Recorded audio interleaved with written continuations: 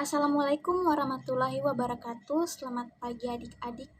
Puji dan syukur kita panjatkan kepada Tuhan Yang Maha Esa, karena pada hari ini kita dapat bertemu kembali lagi di mata pelajaran konstruksi jalan dan jembatan. Adapun kompetensi dasarnya yaitu menganalisa jenis dan persyaratan pekerjaan konstruksi batu pada pekerjaan jalan, irigasi, dan jembatan.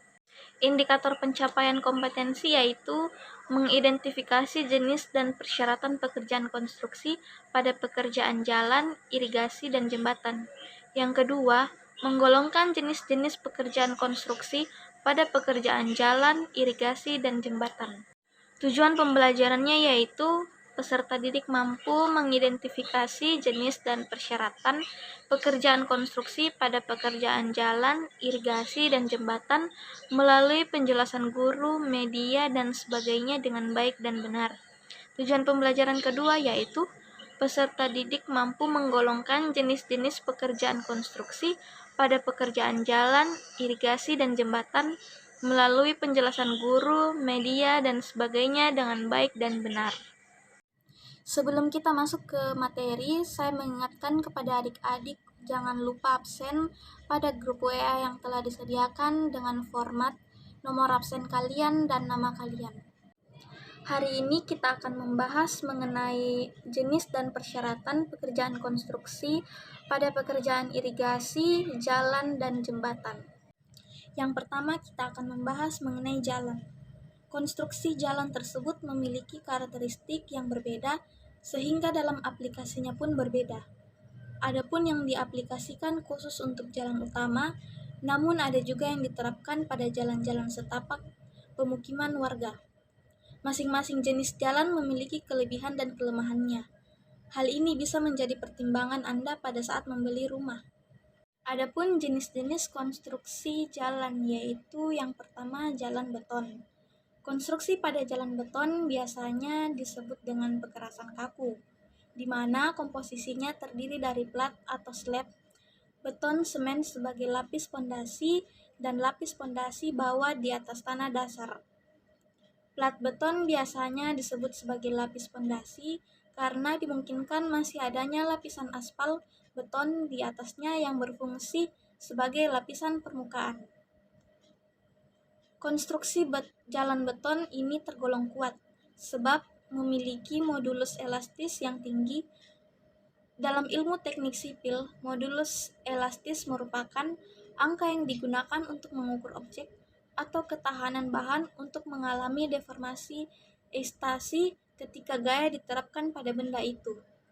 Itu sebabnya konstruksi jalan beton kerap diterapkan untuk jalan raya dan jalan lingkungan. Tebal jalan beton ini minimal 20 cm. Yang kedua yaitu jalan aspal atau biasa disebut hot mix. Merupakan konstruksi jalan yang menggunakan bahan pengikat aspal panas. Biasanya campuran aspal panas didatangkan impor, misalnya Shell dan Esso 2000.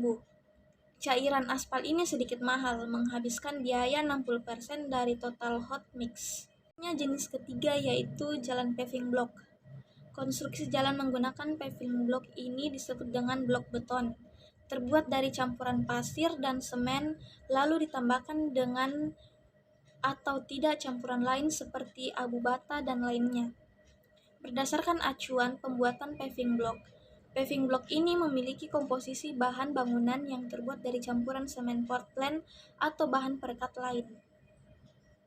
Jalan yang menggunakan paving block biasanya memiliki warna-warna dan bentuk yang menarik. Ada yang berbentuk segi empat dan ada yang berbentuk segi banyak. Pada proses pemasangannya, ukuran disyaratkan kurang lebih 2 mm untuk ukuran lebih bidang dan kurang lebih 3 mm untuk ketebalan. Adapun syarat-syarat konstruksi jalan yaitu yang pertama, kecepatan rencana, lebar badan jalan, kapasitas jalan, jalan masuk, persimpangan sebidang, dan fasilitas berputar balik. Yang keenam, bangunan pelengkap jalan. Yang ketujuh, pelengkapan jalan. Yang kedelapan, penggunaan jalan sesuai dengan fungsinya. Dan yang kesembilan, ketidakterputusan jalan. Adapun jenis konstruksi yang kedua yaitu irigasi. Menurut Direktorat Jenderal Pengelolaan Lahan dan Air tahun 2009, irigasi adalah usaha penyediaan, pengaturan, dan pembuatan bangunan air untuk menunjang usaha pertanian, termasuk di dalamnya tanaman pangan, hortikultura, dan peternakan. Pun jenis-jenis irigasi, yaitu yang pertama irigasi permukaan. Irigasi permukaan merupakan jenis irigasi paling kuno dan pertama di dunia. Irigasi ini dilakukan dengan cara mengambil air langsung dari sumber air terdekat, kemudian disalurkan ke area permukaan lahan pertanian menggunakan pipa atau saluran atau pompa, sehingga air akan meresap sendiri ke pori-pori tanah.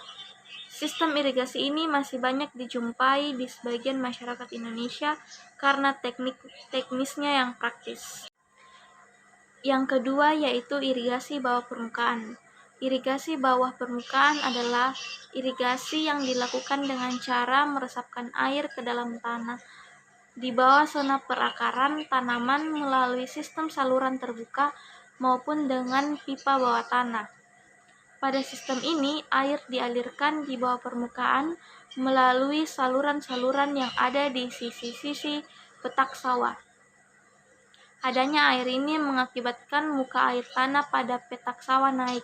Kemudian, air tanah akan mencapai daerah penakaran secara kapiler sehingga kebutuhan air akan dapat terpenuhi. Jenis irigasi yang ketiga yaitu irigasi pancaran. Irigasi pancaran adalah irigasi modern yang menyalurkan air dengan tekanan sehingga menimbulkan tetesan air seperti hujan ke permukaan lahan pertanian. Pancaran air tersebut diatur melalui mesin pengatur baik manual maupun otomatis. Sistem ini banyak digunakan di negara-negara maju seperti Amerika Serikat, New Zealand, dan Australia. Selain untuk pengairan, sistem ini juga dapat digunakan untuk proses pemupukan. Irigasi yang keempat yaitu irigasi tetes. Irigasi tetes adalah sistem irigasi dengan menggunakan pipa atau selang berlubang dengan menggunakan tekanan tertentu yang nantinya air akan keluar dalam bentuk tetesan langsung pada zona tanaman. Jenis konstruksi yang ketiga yaitu jembatan. Konstruksi jembatan merupakan suatu pekerjaan dalam bidang sipil.